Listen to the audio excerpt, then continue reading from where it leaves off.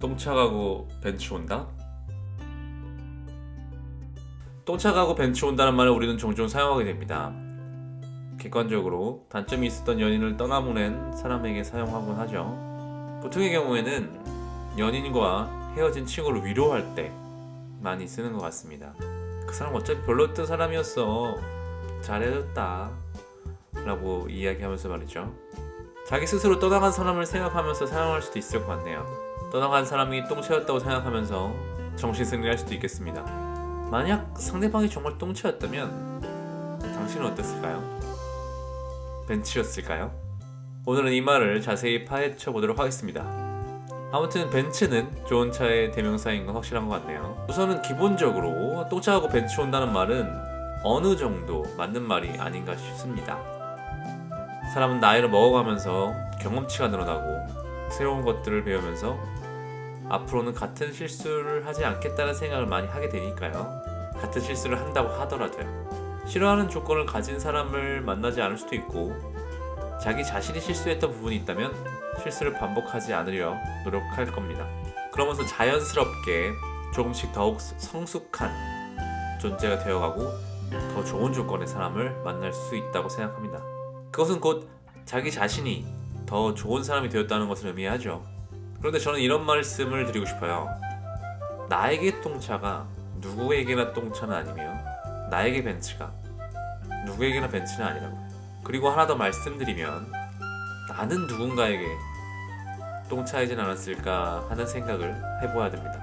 우리는 아직 어린 나이에 사랑을 시작합니다.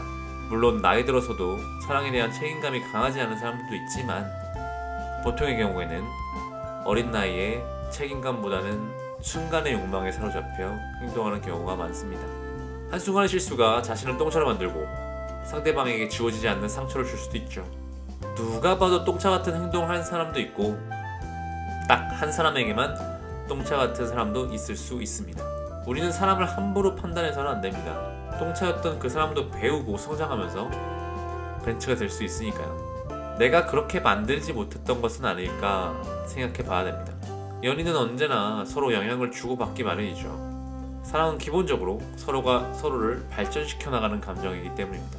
사랑하면 더 나은 사람이 되고 싶어 하는 감정 다들 한 번쯤 느껴보셨죠?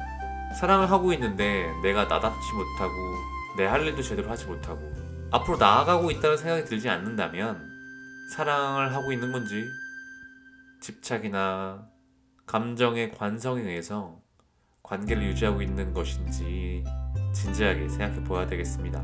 만약 당신이 똥차를 만났었다는 생각이 든다면 똥차를 만나는 것에 일정 부분 나의 잘못이 있습니다. 그렇기 때문에 사람을 함부로 똥차 취급해서도 안 되고 벤츠만 기다리는 것도 좋은 태도가 아닙니다. 현대차 같은 사람을 만나서 그 사람을 벤츠로 만들 수도 있으니까요. 아마도 스스로 준비가 되면 좋은 인연은 알아서 찾아올 것이라 믿어 싶지 않습니다. 자신이 똥차라면 반드시 곁에는 똥차밖에 올 수 없습니다. 사랑이라는 감정은 서로 보완하고 서로에게 큰 영향을 줍니다. 사람의 변화는 환경에서 영향을 가장 많이 받죠. 그런데 이 환경이라는 것은 내가 어떠한 사람들에게 영향을 받고 있는가를 의미하고 그렇게 환경에서 큰 영향을 받지만 그 환경은 내가 선택할 수 있습니다. 연인과의 관계가 행복하지 않은 결말을 맞이했을 때 또다시 그런 일이 생기는 것이 싫다면 우리는 자기 자신을 되돌아보면서 앞으로 같은 문제가 발생하지 않게 할 수 있는 방법은 우리가 변할 수밖에 없다는 사실을 되새겨보는 것입니다.